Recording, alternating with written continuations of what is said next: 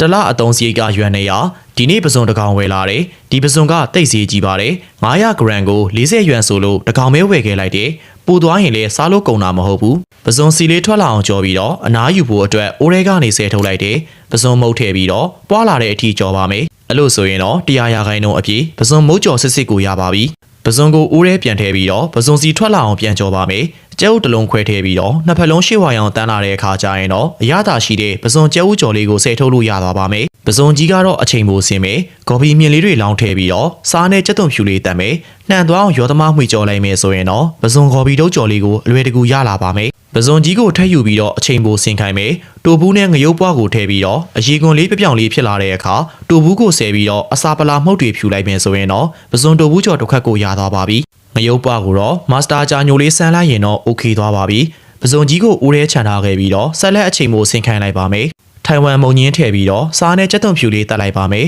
ဟိုမွေဒီမွေလုပ်ပြီးတာနဲ့ရသွားပါပြီပစုံကိုယူပြီးတော့ခေါင်းဖယ်လိုက်မယ်ကြာစံပေါ်တင်မယ်ပစုံခွန်ကိုတော့မုံညင်းဖြူပေါ်ထားလိုက်ပစုံအသားကိုတော့ခလောက်ထားတယ်ကြက်ဥထဲနှစ်လိုက်ပြီးတော့အားလုံးကိုပေါင်းလိုက်ပါဟုတ်ပြီတစားစီဖြစ်နေတဲ့ပစုံတွေကိုအရင်ယူထုတ်လိုက်ပြီးတော့အချိန်မို့ဆင်းဖို့စောင့်ခိုင်းပါကြက်သွန်စီမွေနဲ့ရှာလာကားရေးလောင်းထည့်ပါဟင်းသုံးခွက်အလွယ်တကူရရှိသွားပြီပဲဖြစ်ပါတယ်ပစုံကောင်အခွန်နဲ့အသားတို့ကိုအိုးထဲထည့်လိုက်ပြီးတော့ဂျင်းနှစ်ပြားလောက်ညှိနှဲပြအောင်ထည့်လိုက်ပါပစုံစီတွေထွက်လာအောင်ကြော်ပါမယ်ပြီးတာနဲ့ခရမ်းညစ်တီတဝက်ကိုအနည်းဖြစ်အောင်ကြော်ပါမယ်ရေတပကံလုံးထည့်ပြီးတော့တိုဘူးနဲ့ချက်ထားလိုက်ပါမယ်စားနဲ့နနံပင်လေးတက်လိုက်မယ်ဆိုရင်တော့ပင်လယ်စာတိုဘူးဟင်းရည်လေးရသွားပါပြီဟင်းရည်မှာပင်လယ်စာရတာရှိသွားပြီဆိုရင်တော့ပစုံအခွန်ကိုပြန်ဆဲထုတ်ပြီးတော့ပစုံမျက်လုံးတွေကိုထုတ်ပြလိုက်ပါပစုံအခွန်ကိုကြာအကျော်မုတ်ကပ်ပြီးတော့စီပူလာတာနဲ့ရွှေရောင်လေးဖြစ်တဲ့အထိကြော်လိုက်ပါမယ်နောက်ဆုံးမှာတော့စားလေးဖြူလိုက်ပြီးဆိုရင်တော့ပစုံကြွကြော်လေးကိုရသွားမှာပဲဖြစ်ပါတယ်ပစုံသားကိုပြန်ယူထုတ်ပြီးတော့အချိန်မို့ဆင်ခိုင်းမယ်ခရူးစီလေးထည့်ပြီးတော့နှမ်းနေအောင်မွေးလိုက်မယ်အဲ့ဒီနောက်မှာတော့ဖတ်ထုတ်ရွက်နဲ့